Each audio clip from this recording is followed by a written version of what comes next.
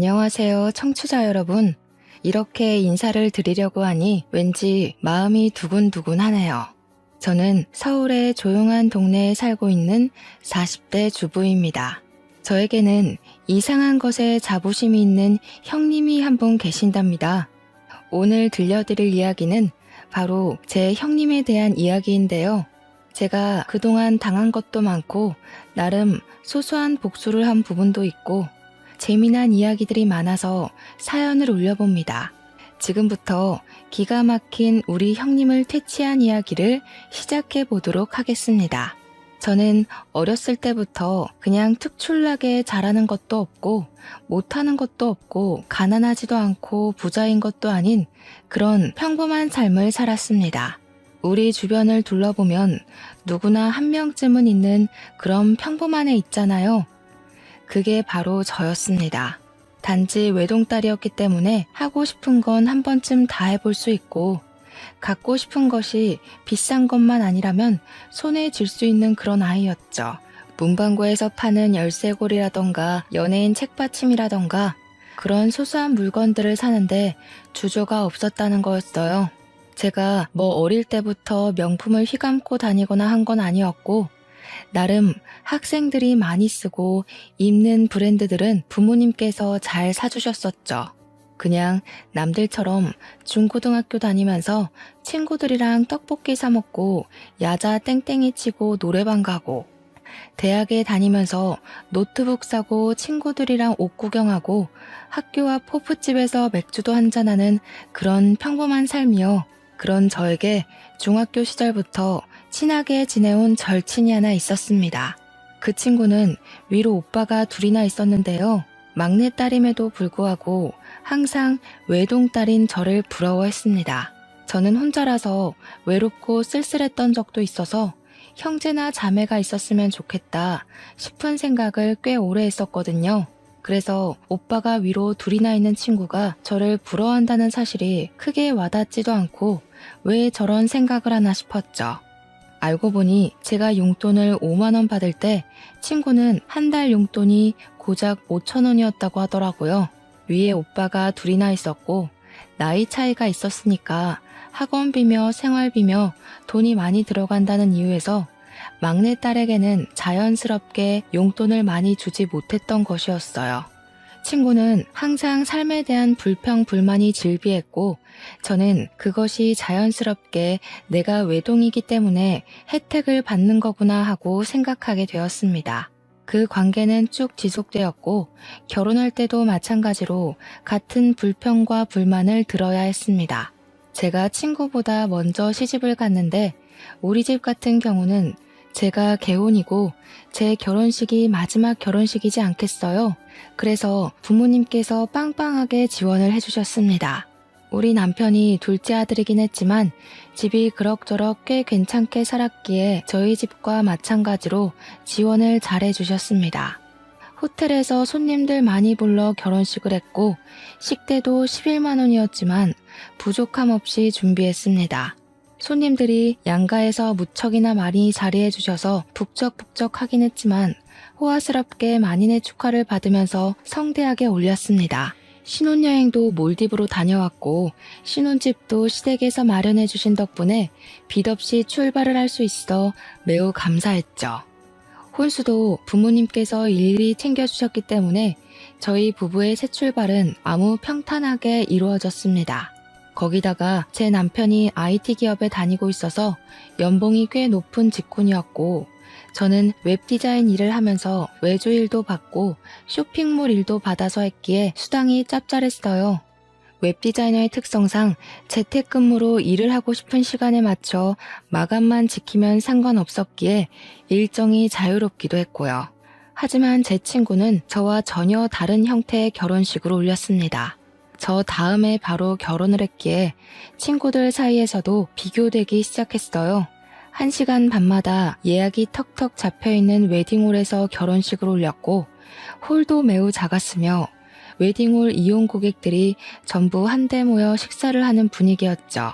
뷔페 메뉴도 그다지 좋지 않고 가성비 좋은 메뉴들로 구성이 되어 있어서 별로였다고 할까요? 음식도 식어 있고 맛도 없고 그런데 친구는 전부 그 불평을 자기가 막내딸이어서 이런 거라고, 오빠들 다 장가 보내고 나니까 돈이 없어서 이렇게 된 거라고 하더라고요. 그러면서 저한테 늘 외동이라 부럽다, 외동이라 좋겠다, 나도 외동이었으면 좋겠다 하는 이야기를 했죠.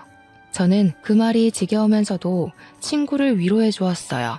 결국 동남아로 신혼여행을 떠나는 친구를 보면서 저도 결심을 했죠.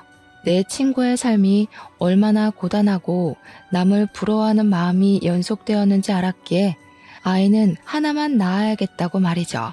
저의 이런 마음을 잘 알아주신 건지 시댁에서도 아이를 많이 낳아서 다복하게 살아야 한다는 강요 같은 게 전혀 없으셨어요. 오히려 저에게 아이를 많이 낳아봐야 힘들기만 힘들지 절대로 살면서 좋을 일 별로 없을 거라고 하셨죠. 시댁에 처음 방문한 날부터 아이 계획을 물어보시고 하나만 낳아서 잘 키우면 된다고 몇 번이나 이야기하셨을 때 의아하긴 했는데 그 이유를 금방 알게 되었어요. 바로 남편의 형인 아주버님네가 조카를 글쎄 넷이나 낳아서 키우고 있더라고요. 그렇다고 아주버님네가 형편이 아주 좋은 상황도 아니었어요. 아주버님은 몇 번의 사업 실패를 겪은 뒤 겨우겨우 치킨집을 오픈해서 6식구가 먹고 살고 있었습니다. 저보다 1살이 어린 형님은 애를 키워야 한다는 이유로 직장에 다닌다거나 아르바이트를 한다거나 하지도 않고 있었고요. 그러면 그 집 애들은 무슨 돈으로 키우고 있었냐고요? 치킨집 운영에서 풀칠하는 수준의 생활비와 시부모님 돈으로 생활하고 있었습니다. 시부모님께서는 건물을 한 채 가지고 있었는데 그 건물 1층에서 아주버님이 월세를 내지 않고 치킨집을 운영하고 있었거든요. 일단 월세가 절감되니까 치킨집 장사가 잘 되지 않아도 굴러는 가더라고요. 시부모님은 남은 호실에서 나오는 월세로 생활을 하고 계셨는데 아주버님네 6식구까지 책임을 지고 계셨던 것입니다. 아주버님네가 얼마나 계획적이지 않은 생활을 하는지 정말 대책 없다는 게 느껴지지 않으시나요? 거기다가 아주버님께서 사업 실패를 몇 번이나 반복하면서 쌓인 빚도 시부모님이 갚아주셨고요. 더 대책 없게도 빚 갚아준 걸로 끝이 아니라 아예 시부모님 댁에서 기생하듯 살고 있었어요. 저라면 너무나도 쪽팔리고 부끄러워서 시부모님께 고분고분 말 잘 들으며 생활할 것 같은데 우리 형님은 상당히 뻔뻔한 여자였습니다. 마치 자기가 시부모님을 모시고 사는 듯한 행세를 하고 다니고 있었거든요. 오죽하면 저도 남편한테 속사정을 듣기 전까지는 형님네가 부자라서 시부모님을 모시고 생활하는 줄 알고 있었다니까요. 시부모님께서 주택에 살고 계셨는데 남편이 어릴 때부터 살았던 집이라 방이 꽤 여러 개가 있었거든요. 그 집에 뻔뻔하게 얹혀 살면서 마치 집이 본인의 집인 것 마냥 행동하며 굴었던 거죠. 제가 처음 시댁에 인사를 드리러 갔던 날 정말 말도 안 되는 풍경을 마주하고 제가 바짝 얼었던 기억이 아직도 생생하게 납니다. 조카들 4명이 전부 다 2살 터울이었는데 8살, 6살, 4살, 2살이었거든요. 애 넷이 빤히 저를 쳐다보는데 얼마나 놀랬는지 몰라요. 심지어 8살 된 첫째 조카는 초등학생이지 않겠습니까? 학교를 오고 가고 해야 하는데 나머지 아이들을 어린이집에 보내고 해야 한다고 글쎄 형님이 시부모님께 첫째 아이의 등교를 부탁하고 있었더라고요. 시부모님은 아침마다 오후마다 첫째 조카를 데리러 학교에 다니셔야 했어요. 처음에는 시부모님께서 형님네와 함께 살고 있는 게 형님이 모시고 있는 줄 알고 시부모님께서 도와주시는 거라 생각했었거든요.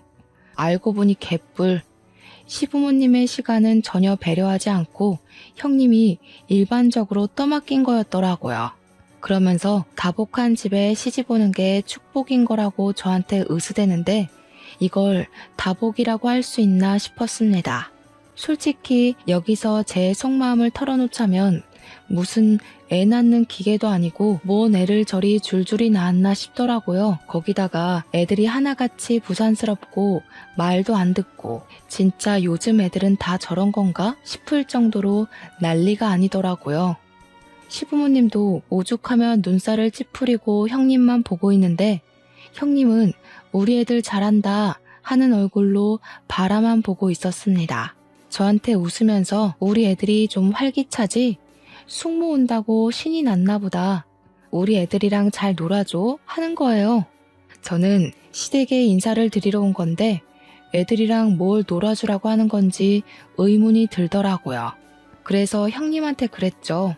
저는 인사드리러 온 거지 아이를 보러 온 게 아닌데요? 하고요. 그랬더니 형님이 당황해하면서 아니 앞으로 잘 놀아주고 하란 이야기지 하고 자리를 피하더라고요. 그때 다시 한번 결심했죠. 애는 하나만 낳아서 잘 키우자고. 시부모님도 저한테 많이 낳을 생각하지 말라고 많이 낳아봐야 피곤하다고 하셨고요. 결혼 후 입주한 신혼집은 시부모님께서 상가 건물 가진 거에 대출을 받아서 얻어주신 집이었습니다. 신축 아파트라 나름 깔끔하고 빌트인 되어 있는 부분이 많아서 혼수를 준비하는데 큰 부담이 없어서 좋았어요. 결혼하고 처음 인사드리러 간 자리에서 시부모님께 감사하다고 이야기를 했는데 형님이 불쑥 끼어들더라고요. 동선의 집은 시부모님이 대출받아서 해주신 거라며 좋겠네? 그 돈 받아놓고 입 닦는 거 아니지? 하는데 제가 뭘 어쨌다고 저런 소리를 하는 건지 이해가 안 갔습니다. 그래서 형님께 그게 무슨 소리세요? 저한테 바라시는 게 따로 있으세요? 했죠. 제가 알기로는 아주버님이 해먹은 사업 자금이 지금 우리 아파트 값보다 더 되는 걸로 알고 있었거든요. 남편이 아주버님네 이야기를 하면서 시댁에서 이 정도 지원받는 거 괜찮다고 부담 갖지 말라고 했었단 말이죠. 형님이 그냥 웃으면서 아니 집 받았으니까 그냥 하는 소리지 하길래 저도 웃으면서 이야기했어요. 저도 그냥 하는 소린데요. 형님네도 이미 다 받으신 거 아니에요? 아주버님이 사업하신다고 돈 가져다 쓴 게 어마어마하다고 하던데. 그러니까 형님이 저를 확 찌려보시더라고요. 저보다 1살 어린 게 저러니까 아주 같잖아요. 물론 제가 대놓고 형님한테 고가운 얼굴을 하고 있었던 건 아니었어요. 그래도 손윗사람이니까 제가 꼬박꼬박 존댓말도 써주고 나름 존중해줬단 말이죠. 그런데 형님은 저보단 어리지만 손윗사람이라는 이유 하나로 저한테 반말을 해대더라고요. 아무튼 그날 어머님께서 이미 요리까지 다 준비해 주셨길래 제가 어머님께 죄송한 마음이 들어서 왜 혼자 준비를 다 하셨냐고 했어요. 저한테 아유 그래도 며느리 되고 처음 오는 날인데 내가 다 해줘야지 하더라고요. 그래서 너무 감사하다고 잘 먹겠다고 훈훈하게 이야기를 하고 있는데 또 형님이 불쑥 끼어들더라고요. 오늘까지만 대접받는 거니까 다음부터는 미리미리 와서 준비도 좀 하고 일손도 돕고 하는 거야 알겠어? 이러더라고요. 저랑 어머님이랑 둘 다 어이가 없어서 아무 소리 안 하고 가만히 있으니까 거실에 가더라고요. 제가 어머님께 형님은 뭐 좀 도와주셨어요? 하니까 피식 웃으시면서 고개를 절레절레 젓더라고요. 애 넷 키운다고 손 하나 까딱 안 해. 아주 피곤해 죽겠어 하시는데 같이 사는 어머님이 너무나도 불쌍해졌어요. 식탁에 다 차리고 온 가족이 둘러앉아서 밥을 먹으려고 하는데 형님이 제 무릎 위에 막내 조카를 떡하니 올리더라고요. 우리 막내 조카가 2살이거든요. 순간 떨어질까봐 확 끌어챘는데 형님이 저한테 그러는 겁니다. 우리 애들 밥 먹여야 해서 동서가 막내 이유식 좀 먹여주면 좋겠네 하고요. 그러면서 이유식 그릇을 쓱 내미는데 제가 당황스러운 얼굴로 형님을 보고 있으니 시모가 자기가 먹여주겠다며 아이를 데려가려고 했어요. 그러니까 형님이 시모한테 어머님은 첫째 챙겨주셔야죠. 생선살 좀 발라주세요 하더라고요. 기가 막혀서. 우리 남편 보고는 셋째 조카가 워낙 우리 남편을 좋아한다면서 숟가락에 반찬만 좀 올려주라고 하는데 도대체 누구를 위한 밥상인지 모르겠더라고요. 그 와중에 아주버님은 평온하게 지 밥 처먹고 있는 거 있죠? 시모가 내 눈치를 보는데 여기서 뒤집어 엎을까 말까 고민이 되더라고요. 일단 애들 밥부터 먹이고 생각해봐야겠다 싶어서 2살짜리 막내 조카 이유식을 먹이고 있는데 애가 깔끔하게 먹으면 얼마나 깔끔하게 먹겠습니까? 질질 흘리고 난리가 나고 아기 의자도 없어서 애를 안고 밥을 먹어야 했어요. 불편하기도 하고 제 옷에 이유식 다 흘려서 더러워지고 그냥 빨리 애 밥부터 먹어야겠다는 생각에 흘리든지 말든지 신경 안 쓰고 떠먹이고 있는데 형님이 피식 웃으면서 그러는 거예요. 그렇게 요령이 없어서 어떻게 하냐고요. 아니, 내가 애를 키워본 것도 아니고 당연히 요령 같은 걸 모르지 않겠어요? 우리 애들 옷 다 빨아야겠다고 동서가 세탁기 돌리고 가라는데 여기서 참으면 호구되겠더라고요. 형님, 이 옷 얼마짜린 줄 아세요? 애들 옷이야 세탁기가 해주면 되지만 제 옷은 세탁소 가서 맡겨야 하거든요. 이따가 세탁비 챙겨주시는 거 까먹지 마시라고 이야기하는 거예요. 보다 못한 시모가 제 밥그릇에 밥이 그대로 있는 걸 보고는 막내 조카를 본인이 먹일 테니까 밥 편안하게 먹으라고 했어요. 그래서 아니라고 어머님 먼저 편하게 식사하세요 하고 오기로 막내 조카 밥을 먹이고 있는데 아주버님이 식사를 다 하셨더라고요. 그래서 이제 애를 좀 보겠거니 하고 있는데 밥 그릇 치우더니 쓱 거실 소파에 가서 앉아서 TV를 보고 있는 겁니다. 자기 애들 밥 먹일 생각은 전혀 안 하고 저러는 꼴이 너무 열이 받는 거예요. 그래서 제가 한 손으로 2살짜리 조카를 안고 한 손에는 이유식을 들고 소파에 가서 아주버님한테 툭툭 던졌어요. 뭐 하는 짓이냐는 식으로 저를 보고 있는 아주버님께 아무래도 애 밥은 아빠가 먹이는 게 낫지 않겠냐고 했죠. 그리고 식탁으로 돌아와서 셋째 조카 밥 숟가락에 반찬 얹어주는 남편한테도 이야기를 했습니다. 당신도 밥 먹어. 애들이 알아서 반찬 정도는 떠먹을 수 있지 않겠어? 라고요. 그러니까 형님이 펄쩍 뛰면서 4살짜리 애가 밥을 어떻게 혼자 먹냐고 하는 거예요. 그래서 그랬죠. 형님이 그럼 애들 밥 먹이시라고 저랑 이 밥그릇 좀 보시라고. 형님이랑 아주버님이 식사 다 하실 동안 우리는 밥 한 술 제대로 못 든 거 안 보이냐고. 누가 자기 애를 남한테 맡기고 밥을 먹냐고 화를 냈어요. 그러니까 시부가 옆에 있다가 그래, 애들 말 틀린 거 없다. 애는 엄마 아빠가 돌보는 거지. 딱 한마디 하시더라고요. 여태까지 가만히 있다가 한마디 한 건 얄밉지만 그래도 제 편을 들어주셔서 다행이었습니다. 그제야 양쪽에 애를 끼고 저를 째려보면서 밥을 먹는데 하나도 타격 없었습니다. 밥 다 먹고 남편이 기분이 상했는지 집으로 가자고 해서 간다는 인사만 짧게 드리고 집으로 돌아왔습니다.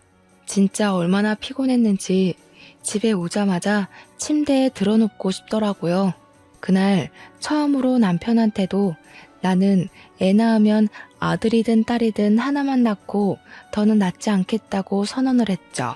남편도 그런 집구석이 싫고 피곤한지 그러자고 했고요. 거기다가 저희 둘 다 맞벌이로 일을 하고 있었으니까 당장 아이 생각이 급한 것도 아니었단 말이죠. 아이를 키우려면 돈이 많이 들어가니까 어느 정도 저축이라는 걸 해놓고 계획을 가져야겠다고 생각했어요. 그래서 신혼을 한 1, 2년 정도 즐기고 아이를 갖자고 약속을 했죠.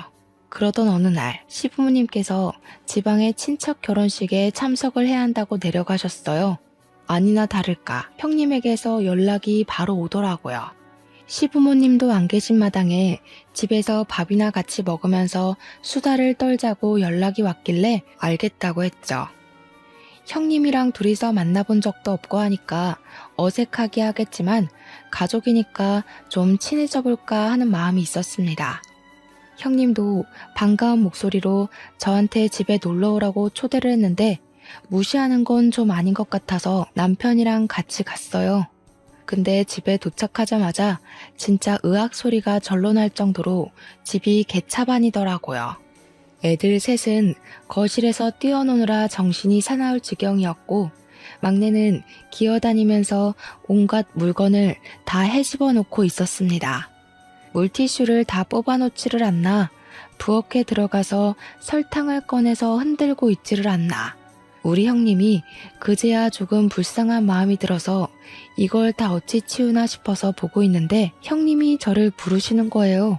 아니 동서, 그렇게 멍하니 있으면 어떡해.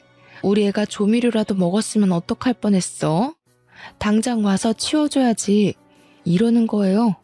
근데 솔직히 조미료통 던지는 소리가 나기 전까지 막내가 부엌에 있는 것도 저는 몰랐거든요. 워낙 나머지 조카 셋이 시끄럽게 거실에서 뛰어다니고 있어서 막내가 뭘 하는지 알 수가 없었어요. 그래서 몰랐죠. 애들이 시끄럽게 굴어서 막내가 부엌에 있는 것도 몰랐어요. 하고 대꾸를 했죠. 그랬더니 저한테 자랑이야 그게? 이러는 겁니다. 순간 이건 무슨 개뼈다귀 같은 이야기인가 싶어서 인상을 팍 쓰고 네? 하고 물어봤어요. 그러니까 저한테 자랑이냐고. 나중에 애는 어떻게 키우려고 하냐고 그러다가 애가 큰 사고 나는 거라는데 제가 어이가 없어서 웃었어요. 형님도 몰랐잖아요. 그래서 애들 큰 사고 났어요. 아주버님은 거실 소파에 앉아서 TV 보고 계신데 왜 저한테 그러세요? 했죠. 그러니까 형님이 참나 이런 소리만 내시더라고요. 형님, 얘 부모는 제가 아니라 형님이랑 아주버님이잖아요. 왜 형님 아이를 저한테 보라고 하세요? 했어요. 애 아빠도 가만히 있는 마당에 저한테 이러는 거 너무 선 넘는 일 아닌가 싶어서 그냥 대놓고 이야기를 했더니 형님이 저를 또 째려보더라고요. 시부모님도 안 계시겠다. 내가 여기서 막 나가도 상관없겠구나 싶었어요. 누가 보면 제가 아기 아빠인 줄 알겠어요. 호호호 하고 웃으니까 그제야 아주버님이 저를 힐끗 보더라고요. 저는 그런 아주버님을 보면서 웃으면서 한마디 더 보탰죠. 형님, 애들 사고 안 치게 잘 보셔야겠어요. 누구 닮아서 애들이 이렇게 정신 사나워요? 하고요. 형님은 부들부들 떨더라고요. 솔직히 두 번째 보는 거지만 집에서 손 하나 까딱 안 하는 주제에 뭘 그리 시킬 게 많은 건지 자기가 손윗사람이라고 유세 떠는 거밖에 더 되겠어요? 일단 저녁 먹자고 부른 거니까 뭐 드실 거냐고 하니까 밖에 나가서 먹자고 하시더라고요. 설거지하기 귀찮다는 이유였는데 솔직히 저한테 설거지 시킬 것 같다는 생각이 들어서 저도 나가서 먹는 게 나을 것 같긴 했어요. 그런데 애가 넷이잖아요. 이 애들을 다 데리고 나가서 밥을 먹을 수 있을까 싶어서 그냥 시켜 먹자고 했습니다. 분리수거만 하면 되니까 오히려 그게 나을 것 같았거든요. 그랬더니 오랜만에 나가서 동선애한테 갈비를 좀 얻어먹고 싶었다는 게 아니겠어요? 형님이 우리 애들이 고기 타령을 하도 해서 우리 부부를 부른 거라며 소갈비를 좀 사줬으면 좋겠다는 겁니다. 솔직히 갈비 못 사줄 형편은 아니니까 사줘도 되죠. 근데 뻔뻔하게 저러니까 괜히 더 사주기 싫어지는 마음이 들더라고요. 그 와중에 아주버님은 소갈비 맛있겠네. 여기 괜찮은 집 있는데 거기로 가자고 옷 걸치고 있고요.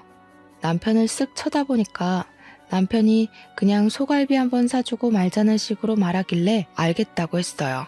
싱글벙글 난리가 난 형님네 6식구 끌고 소갈비 집에 갔는데 조카들이 막내랑 셋째 빼고 다 어느 정도 컸잖아요. 정말 무슨 걸신 들린 사람들처럼 밥을 먹는 거예요. 형님이고 아주버님이고 갈비 처음 먹는 사람처럼 정말 뒤에서 누가 쫓아오는 사람처럼 밥을 먹는데 오죽하면 제가 더 시키면 되니까 제발 천천히 드시라고 할 정도였다니까요. 전 애들이 그렇게 갈비를 잘 뜯는지 꿈에도 몰랐어요. 오죽하면 갈비를 구워주시는 직원이 둘이나 붙어서 양쪽 철판에서 갈비를 굽고 있는데도 먹는 속도를 못 따라가겠더라고요. 저랑 남편은 젓가락 내려놓고 그 거지들이 먹는 꼴을 구경하고 있었어요. 밥을 안 먹어도 배부르다는 말이 뭔지 알겠더라고요. 그냥 처먹는 꼴이 웃겨서 먹고 싶다는 생각이 안 들던데요. 8명 중에 4명이 소아임에도 불구하고 갈비를 거의 13인분을 먹었더라고요. 저랑 남편은 먹는 둥 마는 둥 했는데도 이 정도가 나오다니. 소갈비가 생각보다 비싸잖아요. 뻥 아니고 냉면에 공깃밥에 된장찌개에 아주버님이 술까지 드시니까 저녁 식사값으로 90만 원 가까이 나오더라고요. 대충 예상은 했지만 계산서를 봤는데 웃음이 나더라고요. 남편은 와, 갈비값 이만큼 내본 거 처음이라고 그렇게 말하며 허탈하게 웃는데 저도 그냥 웃겼어요. 저랑 남편한테 형님네 가족 6명이 잘 먹었어 하면서 인사를 하고 나가는데 솔직히 얄밉긴 하더라고요. 반반씩 내줘 라고 하고 싶은 걸 겨우겨우 참고 계산했습니다. 시부모님한테는 눈치 보여서 사달라는 말도 못하고 시부모님 때마침 안 계시니까 이때다 싶어서 우리 벗겨 먹으려고 부른 것 같은데 그 와중에 커피는 본인들이 쏘겠다면서 동네에 이름 없는 커피집에서 1,500원짜리 아메리카노 한 잔씩 사주더라고요. 심지어 테이크아웃만 되는 작은 매장 있죠? 그런 카페에서요. 그냥 웃으면서 잘 마실게요 하고 말았더니 형님이 그런 제 모습에 또 양심이 좀 찔리긴 했나 봐요. 물어보지도 않았는데 요즘 치킨 장사가 잘 안 되고 애들한테 들어가는 돈이 없고 하면서 변명을 늘어놓더라고요. 그래서 웃으면서 형님한테 이야기했죠. 조카들이 소갈비를 처음 먹어봤나 봐요. 애들이 무슨 걸신 들린 사람처럼 먹는데 다음부터는 교양 있게 식탁 매너 갖추면서 천천히 먹으라고 하세요. 너무 허겁지겁 누가 뺏어 먹을까봐 걱정되는 사람처럼 먹으니까 밥맛이 떨어지더라고요. 그러니까 형님이 아무 소리도 못하고 가만히 서서 저를 째려보더라고요. 와, 저러다가 넙치 되겠다 싶을 정도였습니다. 남편이 바로 집으로 가자고 하길래 저는 이만 가보겠다고 하고 차에 탔습니다. 남편이 저한테 아무래도 당한 것 같다고 이번 일을 교훈 삼아서 2번은 당하지 말자고 하는데 저는 뭐 하고 싶은 말 다 해서 괜찮았어요. 그 뒤로 몇 번 형님이 밥 먹자고 연락이 오긴 했는데 저랑 남편이랑 딱 바쁜 일이 있다고 거절했죠. 한 번은 모른 척 당황해줬지만 2번, 3번은 곤란하지 않겠어요. 그러던 어느 날 형님이 되게 아무렇지 않게 저한테 백화점 구경을 하자고 연락이 왔습니다. 백화점에서도 옷 사달라, 신발 사달라 할 것 같아서 저도 만반의 준비를 하고 백화점으로 갔죠. 아니나 다를까 첫째 시조카 겨울 패딩이 없어서 패딩을 하나 보러 왔다고 먼저 멘트를 날리더라고요. 저한테 이거 어때? 저거 어때? 하면서 이 브랜드 저 브랜드 돌아다니면서 옷을 보여주는데 시큰둥하게 반응했습니다. 애들 옷이 다 거기서 거기고 금방금방 크는데 굳이 브랜드 옷 사입힐 필요 있나 싶어서였죠. 그래도 자꾸 물어보길래 A 브랜드보다는 B 브랜드가 나은 것 같다고 내구성이 훨씬 좋아 보인다고 말을 했어요. 제가 쇼핑몰 웹디자인 일을 하면서 원단 같은 것도 여러 개 보고 곁눈질로 배운 게 있으니까 옷은 또 조금 알거든요. 형님이 일하는 동서가 잘 알겠지 하면서 B 브랜드 옷을 사야겠다는 거예요. 그러더니 따라 나온 첫째 조카한테 갑자기 숙모한테 잘 입을게요 하고 인사해 하는 겁니다. 제가 어이가 없는 표정으로 쳐다보니까 이제 곧 크리스마스니까 선물 미리 준다고 생각하라는 겁니다. 그래서 제가 일부러 깔깔 웃으면서 이제 11월인데 무슨 크리스마스 선물을 미리 줘요 했어요. 그러니까 조카한테 이런 거 하나 못 해주냐고. 동선에는 맞벌이잖아. 애도 없고. 우리 애 패딩도 없이 추운데 벌벌 떨고 다니라는 거야? 하는데 저한테 무슨 패딩 맡겨놓으셨냐고 물어보니까 가격 얼마 안 한다고 10만 원대니까 하나만 사주래요. 가게 앞에서 징징거리며 큰 소리로 저한테 이야기를 하는데 이건 새로운 구걸 방법인가 싶었죠. 우리 둘째랑 셋째도 맨날 옷을 물려입기만 하니까 날 같다고 싫어하더라. 이왕 크리스마스 선물해주는 김에 우리 둘째랑 셋째 것까지 싹 새 걸로 사주면 어때? 형님, 아주버님네 치킨집 월세도 안 내고 알바도 안 써서 인건비도 안 된다면서요. 버는 돈이 꽤 되지 않아요? 왜 맨날 구걸을 하세요? 구걸? 우리 애들이 뭐 거지야? 왜 동서는 말을 그렇게 해? 우리 애들 사주기 싫어서 그래? 대충 남대문만 가도 패딩 괜찮은 거 많은데 왜 굳이 비싼 돈 주고 브랜드만 입히시는 건지 궁금해서요. 애들 키 금방금방 크잖아요. 동서, 생각보다 엄청 쪼잔하다. 우리 애들 옷 사주기 싫어서 이러는 거지? 나중에 동서네가 애 낳으면 우리 애들 거 물려 입어도 되는 건데 뭘 그리 말을 고약하게 해. 둘째 조카랑 셋째 조카도 자기 형 거 입기 싫다고 하는 마당에 우리 애가 입겠어요? 그리고 아직 임신은커녕 계획도 없는데 벌써부터 우리 애가 물려 입을 거 생각하고 선물을 줘요? 저 지갑 두고 왔어요. 백화점에서 살 거 없어서. 제가 지갑을 두고 왔다고 하니까 진짜로 두고 왔냐면서 제 주머니를 막 뒤지더라고요. 사실은 형님이랑 헤어지고 백화점에서 살 거 사려고 지갑을 일부러 차에 두고 왔거든요. 진짜로 지갑이 나오지 않으니까 씩씩거리면서 본인 카드로 결제하더라고요. 첫째 조카 옷만요. 그러고 집에 와서 남편한테 말하면서 엄청 깔깔거리면서 웃었어요. 패딩 사달라고 부른 거였더라. 염치가 없어도 너무 없는 거 아니냐. 근데 나도 한 방 제대로 먹였다고 했죠.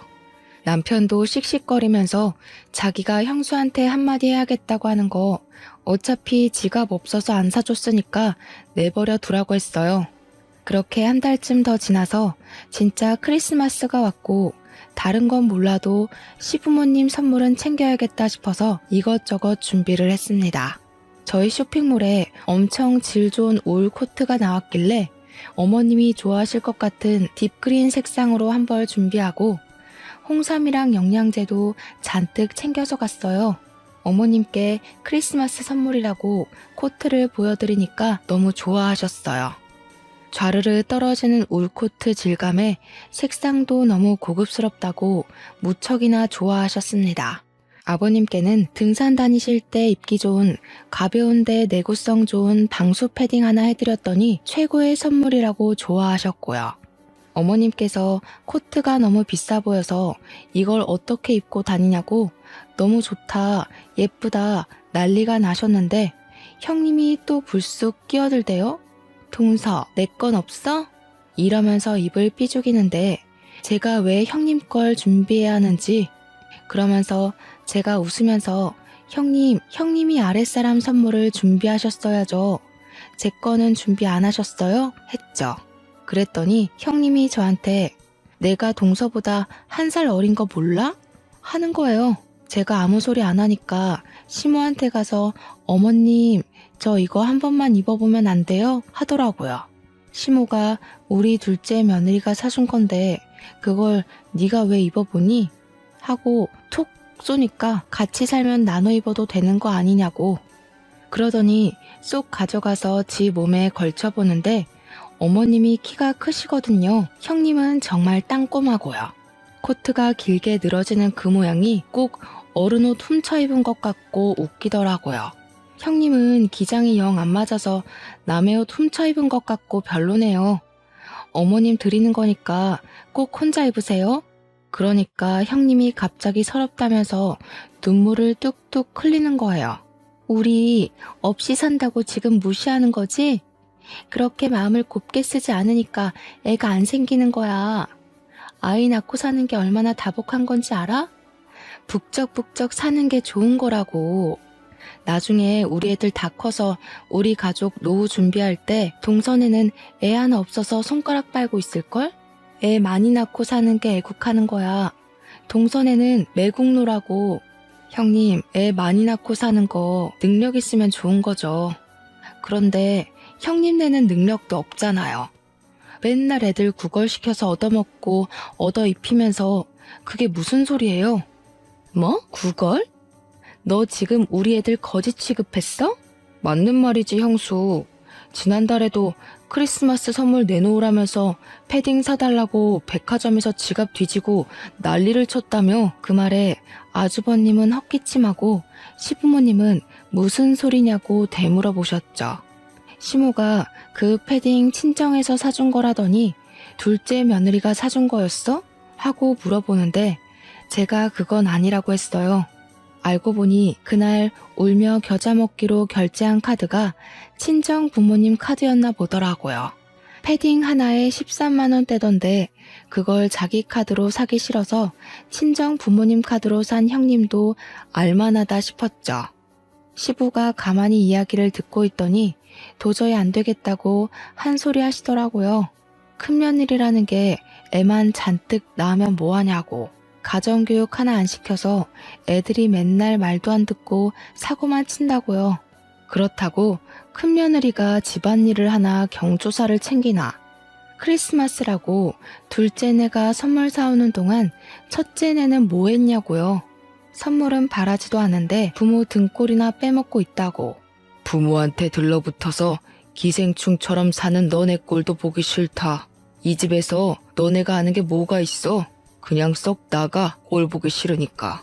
그러니까 형님이 표독스럽게 저를 째려보면서 집안에 제대로 된 인간이 들어왔어야 하는데 꼬리 9개 달린 구미호가 들어왔다지 뭐예요? 제가 자기 자리를 위협하고 있다면서 그때부터 할 말 못할 말 구별도 안 하고 막 내뱉기 시작하더라고요. 너네 부부는 평생에 못 낳고 살 거야. 내가 교회 가서 기도하고 성당 가서 기도하고 절 가서 기도할 거야. 그 말에 시부가 열이 받아서 무슨 미친 소리를 하고 있냐고 소리를 꽥 질렀어요. 첫째네 도와준 돈이 얼만데 그딴 저주를 하고 있냐면서 소리를 치니까 아주버님이 그러는 거예요. 쟤네는 집까지 해줘놓고 왜 자기들만 못 잡아먹어서 안달이냐고 서러워서 살겠냐고요. 그 말에 시부모도 남편도 허하면서 어이없어 하더라고요. 솔직히 어이없을만 하죠. 집 타령하는데 자기들은 생활비 한 푼 안 보태고 오히려 애들 교육비 받아가면서 시댁에 얹혀 살고 있잖아요. 말 들어보니까 형님이 애 핑계대고 청소 한 번을 안 한다던데 이 집에서 나가 살면 오히려 자기들 손해 아닌가요? 막말로 나가서 살겠다고 하면 시부가 당장이라도 집 하나 구해줄 기세였거든요. 첫째 너 그딴 식으로 말하는 거 아니다. 내가 너네는 집 안 해줬어? 전세금 홀라당 사업한다고 말아먹고 이 집에 기어들어온 게 누군데 그딴 소리를 짓거려? 아니 아버님, 그러면 애가 셋인데다가 그때 임신까지 했었는데 그런 저희가 길바닥에 주저앉을 순 없잖아요. 그걸 왜 당연히 우리가 너희를 데리고 살아야 한다고 생각하는지 모르겠다. 애 좋다고 낳은 건 너넨데 애들까지 왜 우리가 책임져야 하냐 이거야. 앞으로는 일절 지원 안 해줄 테니까 너희들이 벌어서 알아서 먹고 살아. 생활비도 내고 집안일도 하고. 아버님, 동서 들어왔다고 너무 차별하시는 거 아니에요? 너무하세요. 그랬더니 아버님이 씩씩거리면서 둘째네한테 애 생기지 말라고 저주하는 건 어디서 나온 심보냐고 몰아세웠어요. 그러니까 아주버님이 심드렁하게 쟤네도 애 줄줄이 낳아봐 누구 돈으로 키워? 이러더라고요. 남편이 성질이 났는지 아주버님한테 형처럼 부모님한테 기생하면서 살진 않을 거라고 하니까 아주버님도 말 다 했냐고 소리를 쳤어요. 크리스마스에 두 형제가 갑자기 불붙어서 싸우기 시작하니까 시무가 말린다고 가운데 껴서 진정 좀 하라고 하셨죠. 순간 아주버님이 시무의 팔을 확 잡아채면서 좀 나와봐. 저 새끼가 형 무서운 줄 모르고 막 말한다고 어머님을 잡아당겼는데 제가 선물로 사드린 코트를 걸치고 있었단 말이에요. 소매를 확 채다가 팔 부분이 찢어진 거예요. 우두둑 소리가 나면서 팔이 덜렁덜렁 거리는데 시모가 놀래서 내 코트 이러면서 옷을 확인하셨어요. 아주버님이 시모한테 그깟 코트 얼마나 한다고 그걸로 사람 무시하고 그러냐고, 우리 안사람이랑 나눠 입을 수도 있는 거 아니냐고 자기 할 말 하대요. 나중에 자기네 아이들 다 크면 할머니 할아버지한테 효도할 거라면서 그것도 모르고 우리 애들 무시한다고. 시모가 찢어진 코트 보면서 부들부들 떨고 있는데 눈치도 없이 그러고 있더라고요. 큰아들이고 큰며느리고 손주들이고 다 필요 없다. 썩 나가.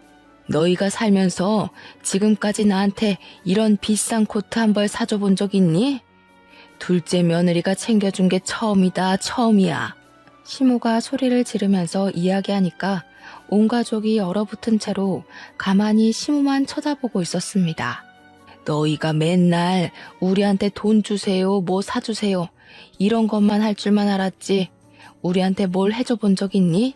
애 등원 시키는 것도 내 몫이고 애 밥 먹이는 것도 내 몫이었다. 너희가 이 집에 얹혀 살면서 한 게 뭐가 있어? 나도 네 아버지 결정에 동참하련다. 일절 지원 끊어버릴 거니까 우리 집에서 짐 싸서 나가. 당장 나가. 그러니까 갑자기 형님이 사색이 되어서는 어머니 잘못했어요 하고 난리가 난 거예요. 우리 어머니께서 상당히 공주님 같은 분이시거든요. 그런데 저렇게 큰 소리를 내면서 이야기하니까 갑자기 위기감이 들었겠죠. 형님이 그러더라고요. 저한테 질투심이 생겨서 그런 거라고 손이 발이 되도록 막 빌고 있더라고요. 솔직히 시부가 지원 안 하겠다고 하는 말까지 흘려드린 것 같아요. 매번 저런 식으로 말해도 결국에는 돈을 쥐어주셨으니까요.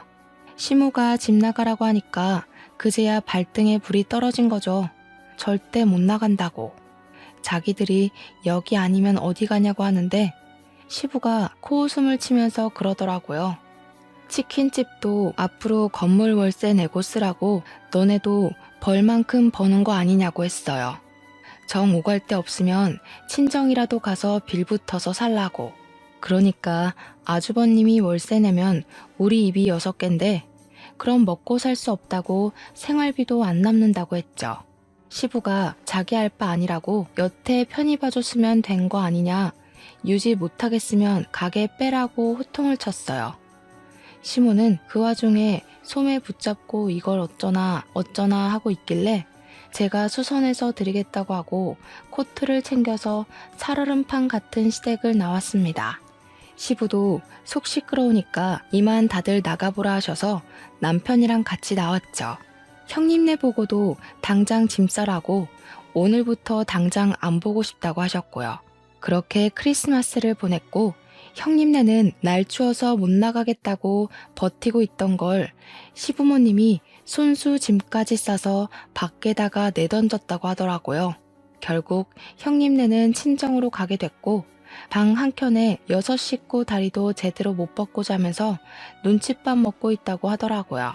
새해는 밝았고 저는 코트 수선해서 시댁에 가져다 드렸는데 은근슬쩍 짐 싸들고 시댁에 온 형님네에는 문도 안 열어주시더라고요.